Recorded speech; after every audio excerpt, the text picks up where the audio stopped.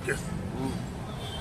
ડભોઈની આજુબાજુમાં 2 દિવસથી વરસાદ સારો પડેલ છે, તો તેને લઈને ગામડાની પબ્લિક ડભોઈમાં તાડપત્રી પ્લાસ્ટિક લેવા માટે આવે છે. અને જે પહેલાં છાપરા પર નળિયા નાખતા હતા, પણ હવે નળિયા બંધ થઈ ગયા હોવાથી હવે પ્લાસ્ટિક લોકો ઘર પર નાખે છે. તેનાથી ઘરની અંદર પાણી ના પડે અને જે ઢોરોને ખાવા માટે સૂંઢીઓના પૂરા હોય ઘાસને ઢાંકવા માટે, તેના માટે પ્લાસ્ટિક લઈ જઈએ. અને આ કમોસમી વરસાદ પડેલ હોવાથી બજારમાં ઘરાગીનું પ્રમાણ સારું છે અને વર્ષા ઋતુનું આગમન સારું અને સારા સમયે થયું છે.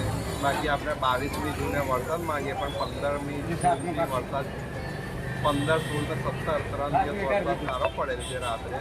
એને લઈને ઘરાગીનું પ્રમાણ સારું છે. અને ડભોઈની આજુબાજુની પબ્લિક ડભોઈમાં પ્લાસ્ટિક છતરીઓ લેવા માટે ઘસારો વધારે છે.